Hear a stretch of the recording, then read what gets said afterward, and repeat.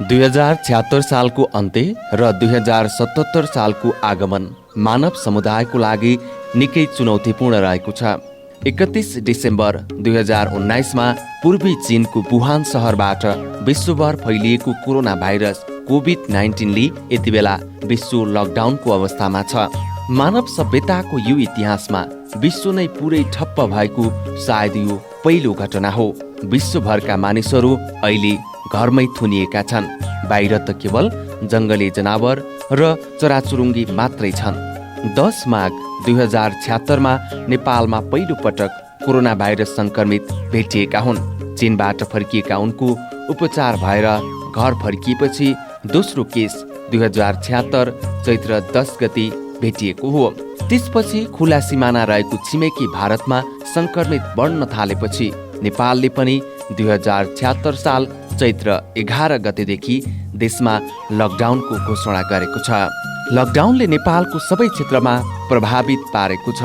विकास निर्माण र अन्य गतिविधि ठप्प छन्। कोरोना भाइरसलाई फैलिन नदिन सबैभन्दा राम्रो उपाय नै एकान्तवास भएकोले सबै घरभित्र नै बसेका छन्। विश्व नै यो रोगबाट थला परिरहेको बेलामा यो रोगबाट बच्न गुल्मे जिल्लामा रहेका स्थानीय तहहरूले विभिन्न कार्यहरू गरिरहेका छन्। यसका साथै स्थानीय तहको निर्वाचन भए पश्चात गाउँपालिका र वडाहरूमा के विकास निर्माणका कार्यहरू भएका छन्। जनताले स्थानीय तहबाट के सुविधा पाएका छन्। जनताले प्रत्यक्ष महसुस गर्ने गरी के परिवर्तन भयो। आज हामीले कोरोना भाइरस कोभिड-19 को रोकथाम तथा नियन्त्रणको लागि भएका प्रयास र विकास निर्माणका कार्यहरू के भए त भनेर मालिका गाउँपालिका वडा नम्बर 3 का वडा अध्यक्ष राजकुमार विश्वकर्मासँग कुराकानी गरेका छौँ। लागौं सोही कुराकानीतर्फ। सर, तपाईँलाई स्वागत छ कार्यक्रममा। धन्यवाद। वडा अध्यक्षज्यू, जसरी तपाईँहरूले जुन निर्वाचनमा निर्वाचित भइसकेपछि आएको यो अहिले थोरैमा पनि 2.5 वर्ष भइसक्यो र यो अवधिमा तपाईँले जनताले देख्ने गरी के कुरामा विकास भएको छ यस वडामा? हामी निर्वाचित भइसके पश्चात यस मालिका गाउँपालिका वार्ड नम्बर 3 वाङदीमा वास्तवमा भन्नुपर्दा यो गुल्मी जिल्लामा 12वटा स्थानीय तह छ, जसमध्ये मालिका गाउँपालिका 1 हो। त्यसमा पनि मालिका गाउँपालिका भित्रको वार्ड नम्बर 3 यो मालिका गाउँपालिका भित्रको सबभन्दा अलिकति पिछाडिएको हाम्रो वार्ड नम्बर 3 पर्छ। र पनि हामीले निर्वाचित भइसकेपछि जुन जनता जति बेला चुनावको माहौलमा जनताहरूलाई तपाईँहरूले यसरी चाहिँ हामीलाई भोट दिनुभयो भने चाहिँ हामीले यस्ता किसिमका काम गर्नेछौँ, जस्तो खानेपानीका कामहरू, कुनै पनि घरमा धारा बन्या छैन भने एक घर एक धाराका अपधारणाहरू, हैन। त्यसै गरी जुन बस्तीहरूमा बाटो पुगेको छैन, जहाँ मान्छेलाई हिँड्न शास्ति खेपिराखेका छन्, त्यो शास्ति खेपिराखेको अवस्थामा पनि हामीले जुन बस्तीसम्म हो जहाँ बाटो पुगेको थिएन त्यहाँ नयाँ ट्र्याक चाहिँ हामीले सञ्चालन गरिसकेको छौँ र कोही चाहिँ कामको प्रक्रियामा चलिरहेको छ। र खानेपानीका पनि हामीले एक घर एक धारा जस्ता कामहरू हामीले अगाडि बढाइरहेका छौँ। गत वर्ष पनि हामीले केही घरहरूमा एक घर एक धारा खानेपानी सम्पन्न गरिसकेका छौँ।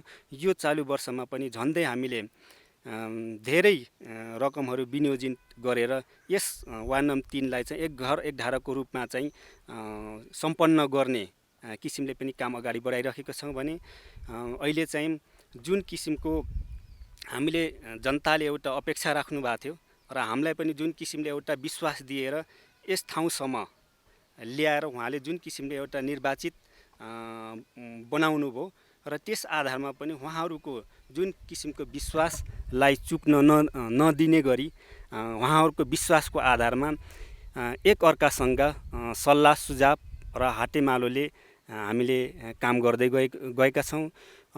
जुन बस्तीहरूमा जस्तो बाख्रा पालन व्यावसायिक या कुनै कृषकहरूले त्यस्तो किसिमको खेती गर्न चाहनुहुन्छ भने पनि हामीले त्यस्तो आलु जोनमा आबद्ध गराएर या गाउँपालिकाबाट पनि अनुदानका कुराहरू भए। त्यसै गरी व्यावसायिक बाख्रा पालनहरू यहाँ झन्डै मलाई लाग्छ 4-5 वटामा बढी व्यावसायिक बाख्रा फर्महरू प्यान दर्तामा चाहिँ चलाइराख्नु भएको छ र उहाँहरूलाई पनि हामीले खोर सुधार लगायत उहाँहरूको एउटा बाख्रा पाल्नको लागि एउटा डाले घाँसको जरुरी हुन्छ र त्यो डाले घाँसलाई पनि एउटा नर्सरीको रूपमा उहाँहरूलाई त्यस्तो समस्या नहोस्। भोलि बिहान प्रशस्त बाख्रा भयो भने भोलि बिहान घाँस भएन भने त समस्या हुन्छ। त्यो हिसाबले पनि हामीले त्यसरी डाले घाँसका लगायत र खोर सुधारको लागि हामीले उहाँहरूको अलिकति उन्नत जातको बाख्राको लागि बयर बोकाहरू पनि वितरण गरेका छौँ। त्यसै गरी हामीले जुन एकल महिला हुनुहुन्छ उहाँहरूलाई पनि हामीले बयर जातका बाख्राहरू पनि वितरण गरेका छौँ। र त्यसै गरी जस्तो कृषिकै कुरो गर्नुपर्दा तपाईँको एक घर एक करेसाबारीको अवधारणा पनि ल्याएको छौँ। उहाँहरूलाई हामीले टनेलहरू वितरण गरेको छौँ। त्यसै गरी बिउ बिजन आवश्यकता के हो र त्यसको आधारमा लगायत स्प्रेका कुराहरू, सानातिना पाइपहरू र त्यसरी पनि त्यो कृषकले आफ्नो घरमा सधैँभरि हरियो तरकारी चाहिँ खाओस्, उत्पादन गरोस् र हुनसक्छ एउटा निर्माणमुखी हिसाबले नभएर एउटा व्यावसायिक किसिमले चाहिँ आफ्नो घरको सानोतिनो खर्च तर्ने गरी त्यो किसिमले पनि हामीले यस वाडामा चाहिँ काम गरिरहेको छौँ। जसरी अध्यक्षज्यू जुन अनुदानको कुराहरू गर्नुभयो, जसरी घर जुन कृषिको रूपमा बिउहरू दिने होइन, टनेलहरू वितरण गर्ने र जति ठाउँमा तपाईँले वितरण गर्नुभएको छ ती ठाउँहरूमा ती कुराहरू चाहिँ जसरी वितरण गरे अनुसारको कामहरू गर्नुभएको छ कि छैन भनेर अनुगमन गर्नुभएको छ कि छैन? हामी एकदम चाहिँ जुन हाम्रो वाडामा चाहिँ कुन व्यक्तिले लानुभयो, कुन घरमा चाहिँ हामीले त्यसरी अनुदानका कुराहरू उपलब्ध गराएको छौँ, टनलहरू उपलब्ध गराएको छौँ, त्यो रेकर्डको आधारमा पनि हामी जनप्रतिनिधि, वाडाका कर्मचारी साथी लगायत यहाँको एउटा सामाजिक काम गर्ने व्यक्तित्वहरूलाई पनि हामीले त्यहाँ खट्याएर यहाँ त्यो घरमा त्यस्तो किसिमको काम भएको छैन भन्ने कुरो पनि हामीले त्यसरी पनि निगरानीको रूपमा राखेका छौँ। जसले चाहिँ अलिकति हेलचेक्राइ गर्न खोज्नुहुन्छ त्यस्ता ती व्यक्तिहरूलाई पनि हामीले राम्रो किसिमले तपाईँहरूले चाहिँ सिजन अनुसारको मौसमी बेमौसमी तरकारीहरू चाहिँ उत्पादन गर्नुपर्छ। कुनै त्यस्ता किसिमको रोग लाग्यो या चाहिँ देखा पर्यो भने हामीलाई वाडामा आएर खबर गर्नुहोस् या फोन गर्नुहोस् भनेर पनि हामीसँग कृषि प्राविधिक लगायत पशु प्राविधिक कर्मचारी पनि हुनुहुन्छ र त्यस्तो समस्या परेको ठाउँमा हामीले त्यो ठाउँमा चाहिँ पुर्याउने काम गरेको छौँ।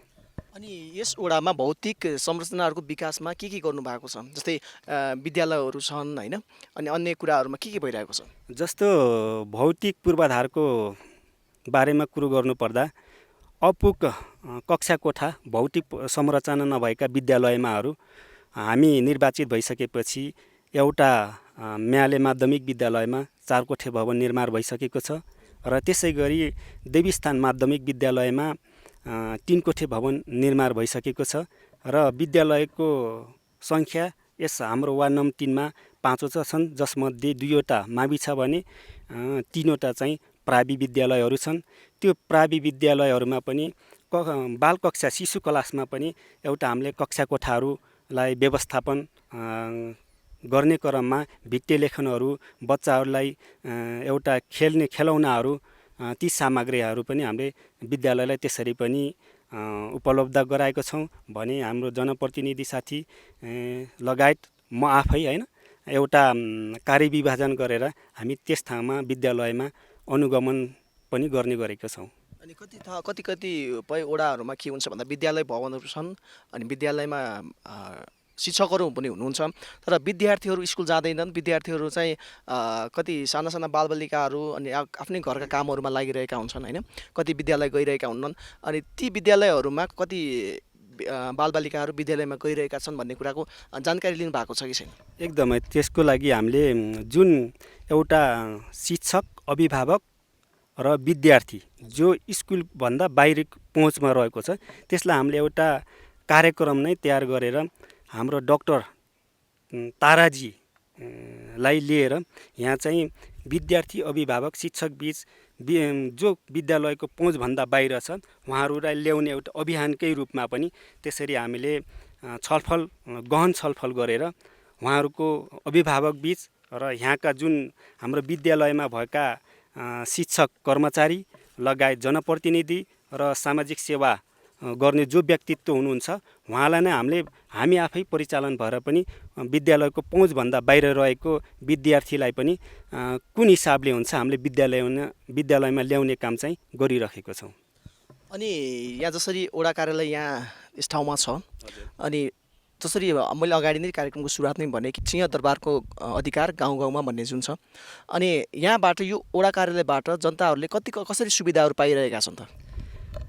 जनताहरूले सेवा ल्याउने क्रममा हामी कर्मचारीले एउटा चाहिँ राम्रै किसिमले चाहिँ सेवा दिनुभएको छ र हामी जनप्रतिनिधि साथीहरू पनि त्यही किसिमले लागेको छौँ।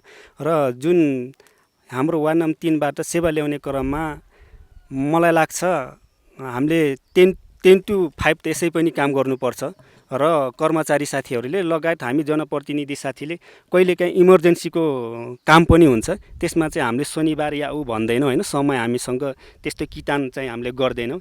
त्यो हिसाबले पनि जनतालाई चाहिँ हामीले यहाँबाट सहज तरिकाले कुन किसिमको काम हो त्यसलाई चाहिँ कुन किसिमले चाहिँ प्रक्रियामा लैजाने भनेर जनताहरूलाई चाहिँ हामीले चाहिँ जे होस् सेवा गराएलाई राम्रै सेवा दिएको चाहिँ हामीले ठानेको छौँ। अनि जसरी यहाँको विकासमा धेरै कामहरू गरिराख्नु भएको छ, जुन चाहिँ तपाईँले चुनावको बेलामा जुन बाचा गरे अनुसार जे कुराहरूमा बाचा गर्नुभएको छ ती कुराहरू चाहिँ अहिले यो 2.5 वर्ष बितिसक्दा पनि अनि ती बाचाहरू कतिको पुरा भए र कति चाहिँ गर्न बाँकी छ जस्तो लाग्छ हजुरलाई? बाचा चाहिँ हामी जनप्रतिनिधि र जुन किसिमले चुनावमा भोट दिएर अहिलेसम्म यो 2.5 वर्षको अवधि चाहिँ हामीले बिताइसक्यौँ। त्यसमा चाहिँ धेरै बाचाहरू पुरा गर्नु छ। स्पष्ट भन्नुपर्दा जस जनताको अपेक्षा चाहिँ धेरै हुँदो रहेछ होइन, जति जनताको अपेक्षा छ त्यो सबै कुरो कुनै न कुनै ढङ्गबाट जाँदा केही आर्थिक हिसाबले होस् या प्रशस्त भनेको आर्थिक चाहिँ हुँदो रहेछ। ती हिसाबले पनि हामीले प्रायः वाडा विकासको रकमबाट टार्गेट मानेर कुन साबिकको टोलमा मेन आवश्यकता भनेको के हो त्यो आवश्यकतालाई मध्यनजर गरी त्यो जनताको चाहना अनुपूर्वक हामीले त्यो किसिमले पनि काम गर्दै गइरहेको छौँ र त्यो चाहिँ सञ्चालन भइरहेको छ। अनि यहाँ जसरी जनप्रतिनिधिहरू हुनुहुन्छ, वडा सदस्यहरू पनि हुनुहुन्छ, अनि जस्तै कर्मचारीहरू पनि हुनुहुन्छ, उहाँहरूसँग सम्बन्ध काम गर्ने सिलसिलामा अनि कसरी बढिरहेको छ सम्बन्धको, कसैको सोच विचार कति छुट्टै हुन्छ होइन, त्यसलाई कसरी मिलाएर लाग्नु भएको छ कर्मचारी अनि अन्य सदस्यहरूलाई?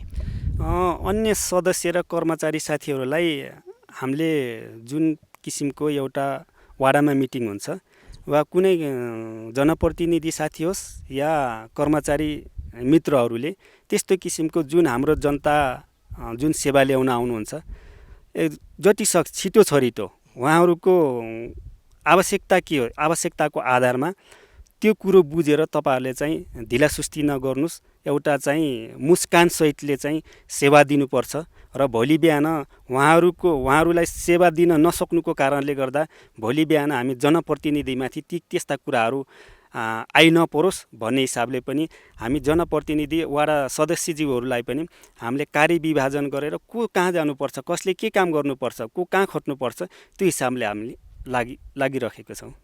अनि अध्यक्षज्यू जसरी यो वडामा पनि युवाहरू धेरै हुनुहुन्छ होला होइन, कति चाहिँ विदेश पलायन हुनुभएको छ, कति चाहिँ बसाइसराई पनि भइरहेका छन् अहिले गाउँमा धेरै ठाउँमा। यो यहाँको मात्र समस्या होइन, धेरै ठाउँको समस्या हो।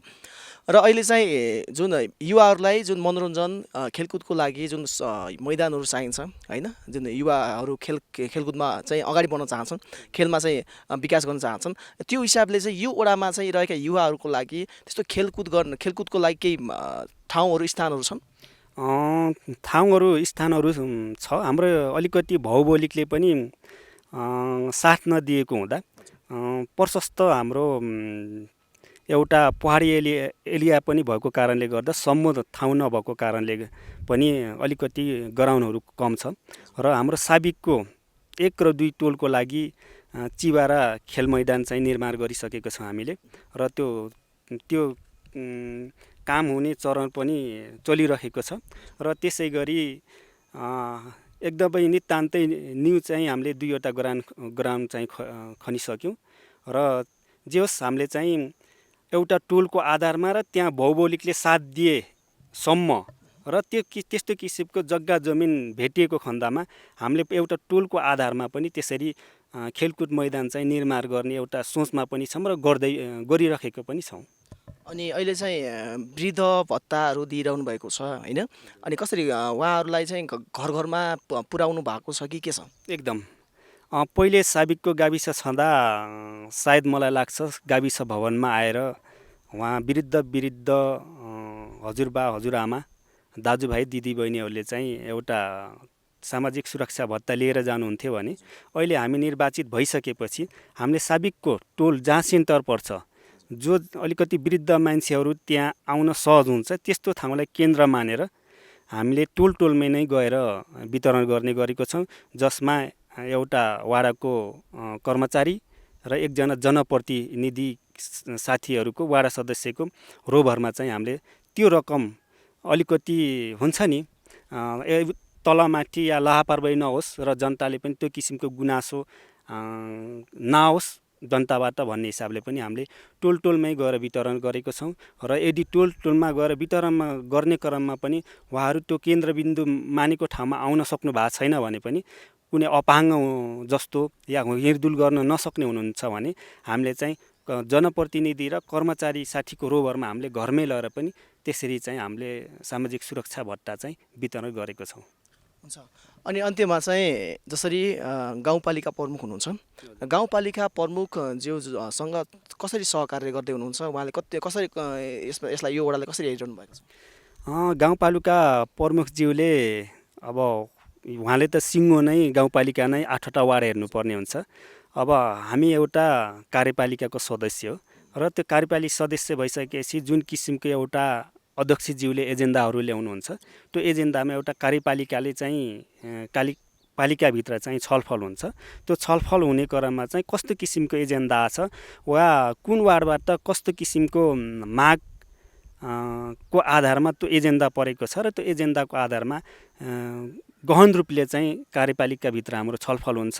आवश्यकता के हो त्यो आवश्यकतालाई मध्यनजर गरी र त्यहाँ सबैको विवेकले हेर्ने क्रममा कहाँ ठिक छ यो गर्दा ठिक हुन्छ भन्ने कार्यपालिकाको सदस्यज्यू सबैलाई हामीलाई अध्यक्ष उपाध्यक्षज्यूलाई लाग्यो भने अध्यक्षज्यूले त्यही किसिमले चाहिँ निर्णय गर्नुहुन्छ।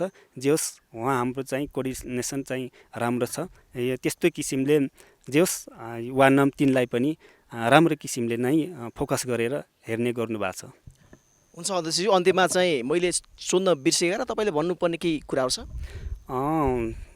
त्यस्तो त केही पनि छैन र पनि मैले के भन्न चाहन्छु भने यस मालिका गाउँपालिका वार्ड नम्बर 3 का जनताहरूलाई जो एउटा अपेक्षामा हुनुहुन्छ होइन, एउटा कुनै भौतिक पूर्वाधारको क्रममा होस् या आर्थिक रूपमा होस् या एउटा कृषि पशु को जुन हामीले चाहिँ काम गर्नुपर्ने हो त्यो एउटा त्यो क्षेत्रलाई चाहिँ जुन किसिमको उहाँहरूले एउटा अधिक मत दिएर विजय गराउनु भयो, जुन किसिमले हामी जनप्रतिनिधिमाथि विश्वास गर्नुभएको थियो त्यो विश्वासको आधारमा त्यो विश्वासलाई चुक्न नदिने गरी र जनतासँगबाट नै एउटा सल्लाह सहकार्य सुझाव र हातेमालो र जुन एउटा हाम्रो एउटा सत्तापक्ष प्रतिपक्षलाई नै सहकारीको रूपमा काम गर्ने छु र त्यो जुन किसिमको एउटा जनताको इच्छा आकाङ्क्षा छ त्यसलाई चाहिँ चुक्न नदिने गरी यस वार्ड नम्बर 3 वाङदीमा काम गर्नेछु भन्न चाहन्छु। आज हामीले कोरोना भाइरस कोभिड-19 को रोकथाम तथा नियन्त्रणको लागि भएका प्रयास के भए त भनेर मालिका गाउँपालिका वडा नम्बर 3 का वडा अध्यक्ष राजकुमार विश्वकर्मासँग कुराकानी गरेका छौँ। लागौं सोही कुराकानीतर्फ। अध्यक्षज्यू स्वागत छ। धन्यवाद। आरामै हुनुहुन्छ? हजुर ठिक छ सर। अनि अहिले त सरकारले लकडाउन गरेको छ, सबैलाई होम क्वारेन्टाइनमा बस्न भनेको छ, यहाँ हुने अनि बाहिरबाट आउनेलाई त छुट्टै क्वारेन्टाइनमा बस्न भनेको छ। तपाईँ के होम क्वारेन्टाइनमै हुनुहुन्थ्यो? म होम क्वारेन्टाइनमा भन्दा पनि अब एउटा जनप्रतिनिधिको हैसियतले गर्दा पनि म चाहिँ गाउँमा पनि घुम्नुपर्ने हुन्छ होइन। अनि जनताको पनि त्यसमा के बाधा वर्जनहरू समस्याहरू बुझ्नको लागि पनि म गाउँमा होम क्वारेन्टाइनमै भन्दा पनि म प्रायः म गाउँमा पनि हिँडिरहेको छु वार्डमा टोलहरूमा।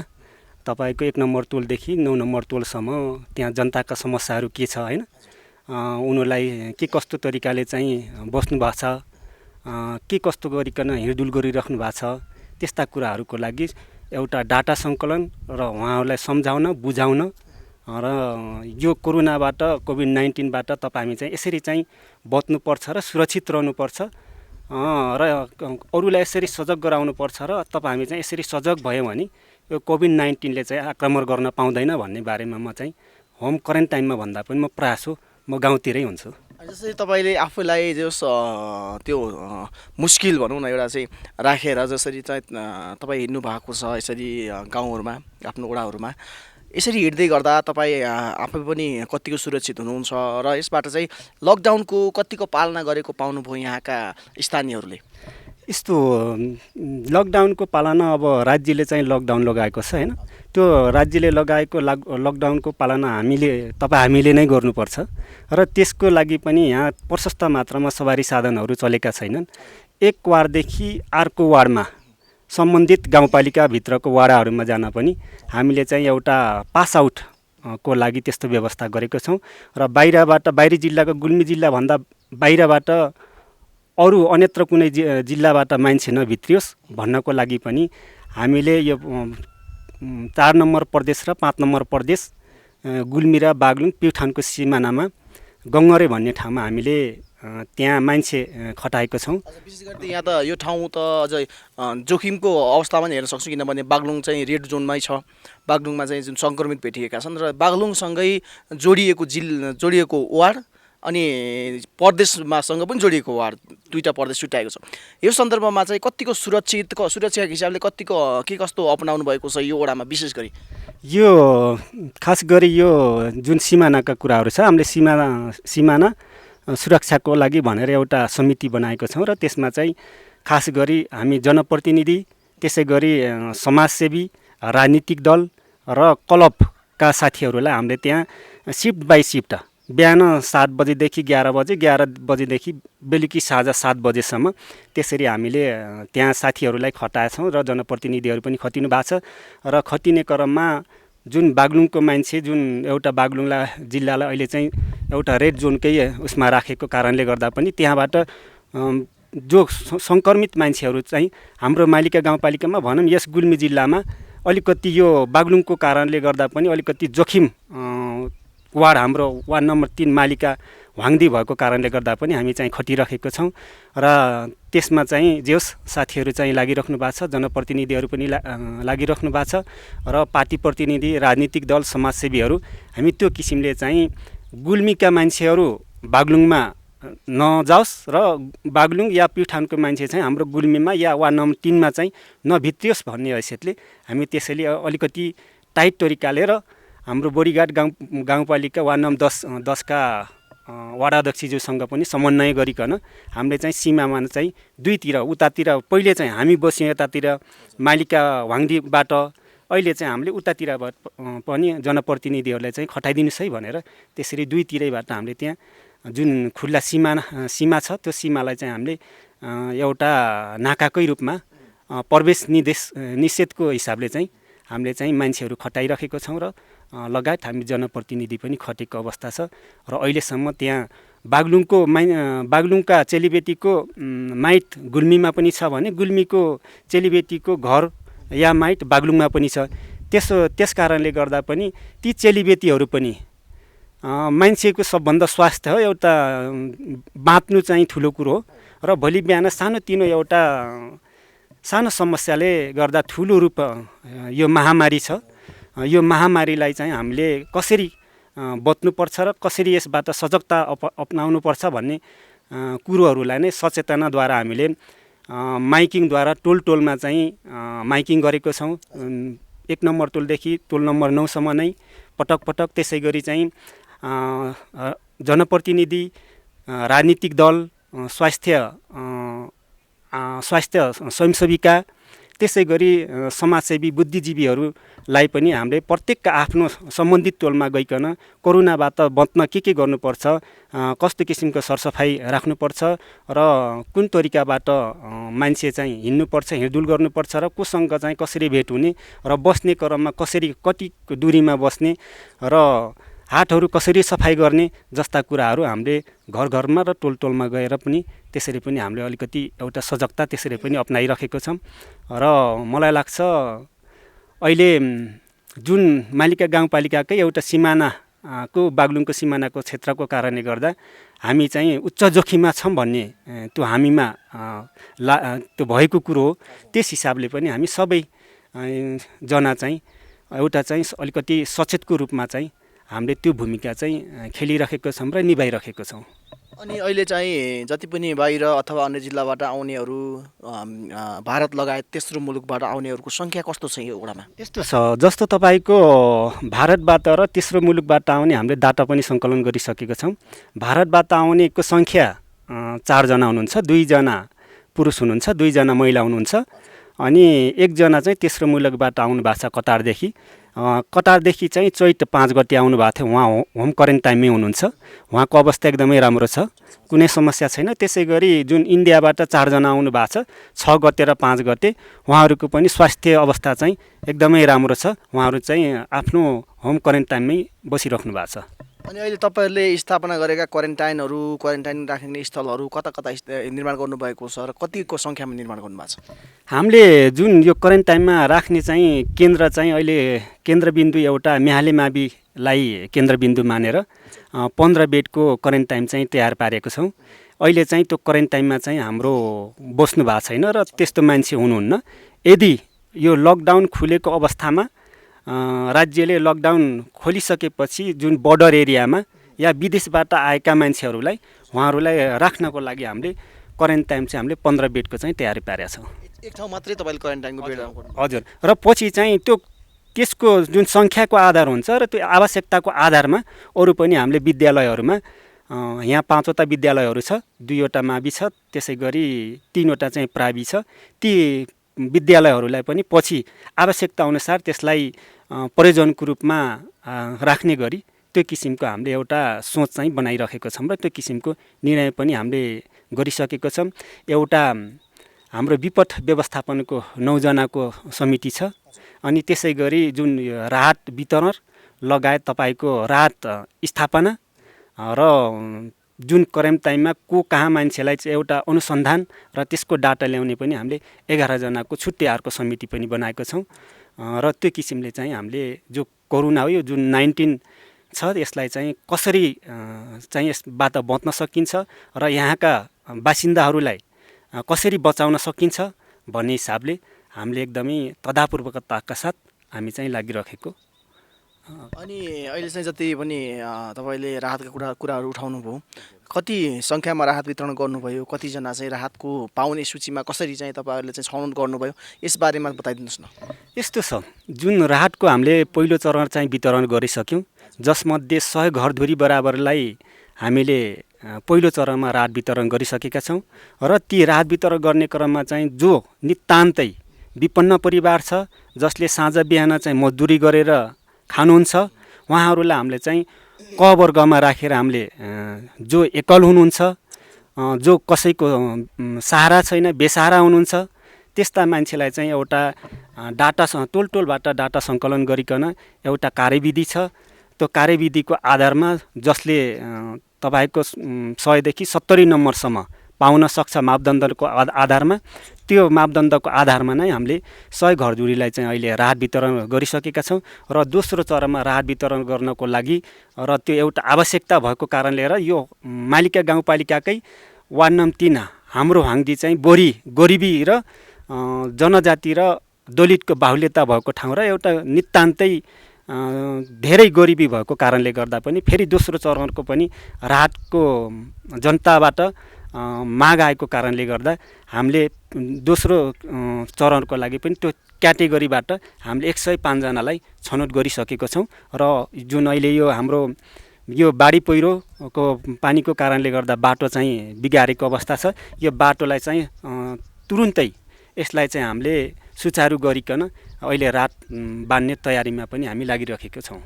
अनि अहिले राहतको सिलसिलामा कति राहत चाहिँ कस्तो मात्रामा वितरण गर्नुभएको छ, के सामग्रीहरू तपाईँले वितरण गर्नुभएको छ? राहत वितरण गर्ने क्रममा हामीले प्रति व्यक्तिलाई या त्यस घरधुरीलाई हामीले 30 केजी चामल दिएको छौँ। र 1 लिटर तेल दिएको छौँ र 3 केजी दाल दिएको छौँ भने 1 केजी चाहिँ हामीले नुन दिएर त्यसरी राहत वितरण गरेको छौँ।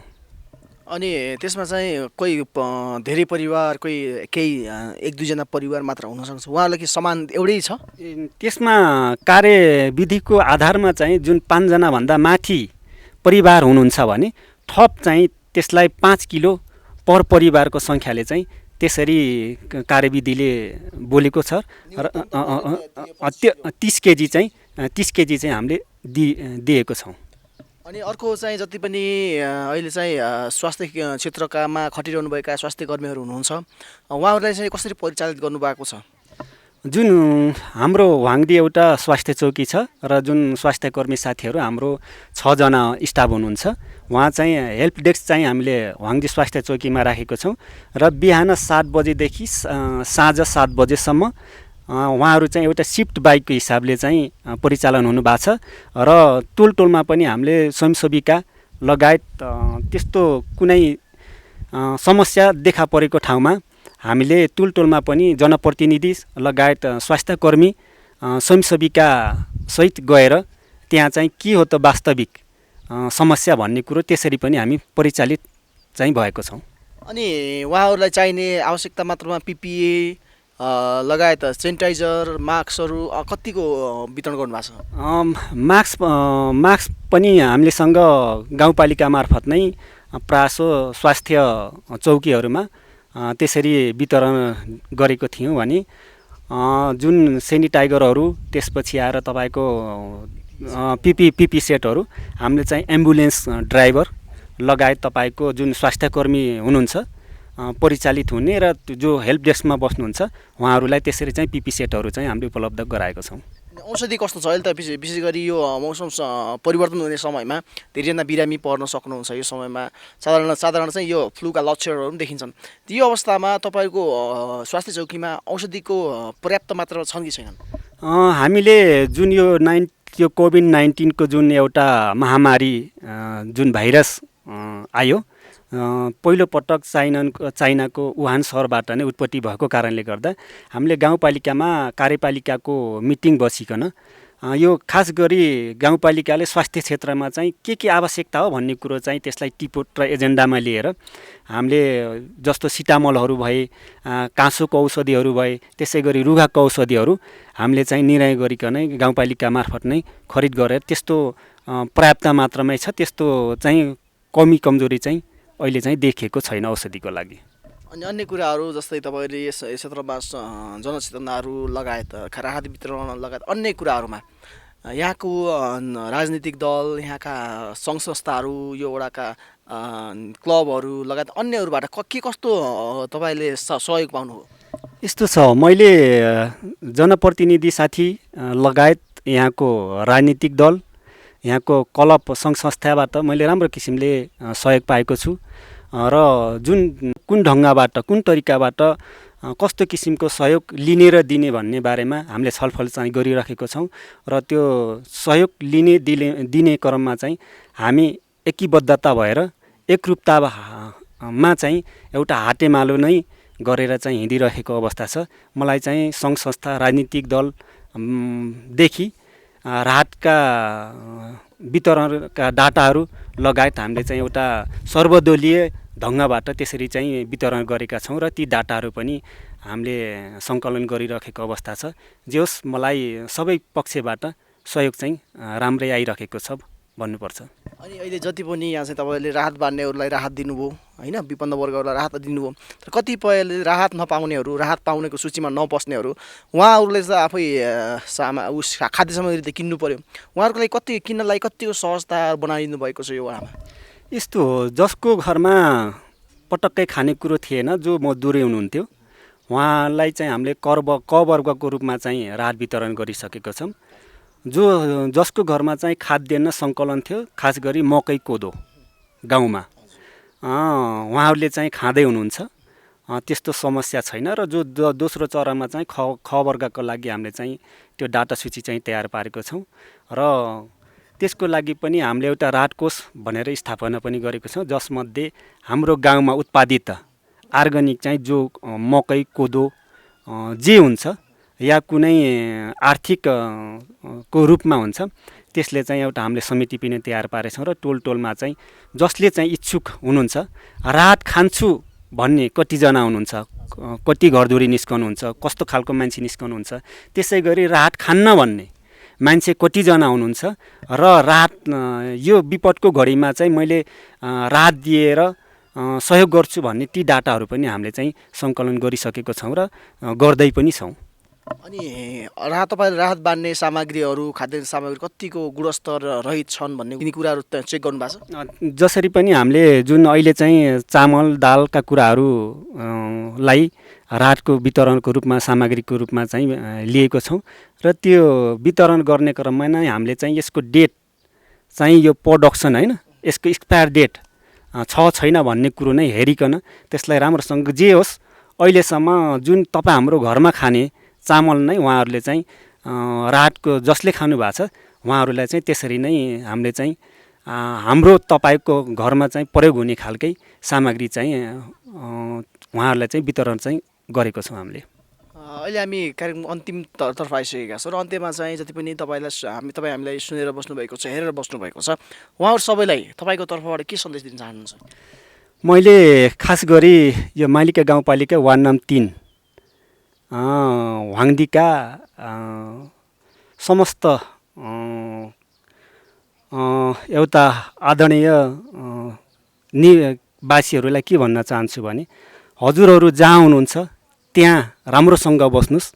जुन सरकारले राज्यले चाहिँ एउटा लकडाउन गरेको छ त्यसलाई चाहिँ राम्रोसँग पालना गर्नुहोस् र कुनै पनि त्यस्तो समस्या आएको छ भने जहाँ हुनुहुन्छ, जुन अवस्थामा हुनुहुन्छ, हामीले डाटा ल्याउने क्रममा पनि कतै छुटेको हुनुहुन्छ भने कोही पढ्न गएका विद्यार्थी भाइ बहिनी लगायत कोही विदेश होस् या भारतको मुलुकमा आएर सीमाको क्षेत्रमा चाहिँ जहाँ रोकिनु भएको छ र त्यसै गरी बजारमा चाहिँ मजदुरी गरी एउटा चाहिँ जीवन उपार्जनको लागि जानुभएका जो मजदुरै हुनुहुन्छ उहाँले चाहिँ सिधै मलाई चाहिँ फोन गरेर या सम्पर्क गरिकन त्यसरी कन्ट्याक्टमा आउनुहोस् र जुन अवस्थामा हुनुहुन्छ त्यो अवस्थालाई मैले चाहिँ उहाँहरूलाई चाहिँ एउटा उद्धारको रूपमा चाहिँ काम गर्नेछु भन्ने चाहिँ मैले यो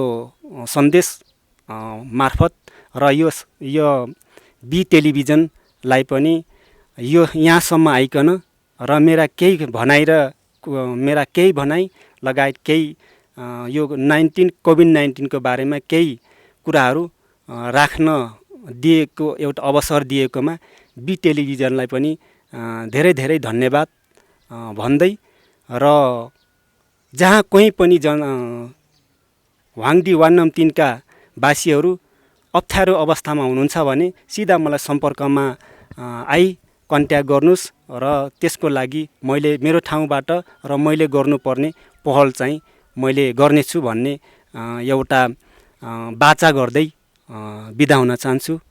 हस्त, धन्यवाद, नमस्कार र पुनः मैले यस बी टेलिभिजनलाई पनि धेरै धेरै धन्यवादका साथ उहाँहरूलाई फेरि पनि पुनः यस्ता कार्यक्रम र यी भनाइहरू राख्ने अवसर दिनुहुनेछ भन्दै धन्यवाद दिँदै बिदा हुन चाहन्छु।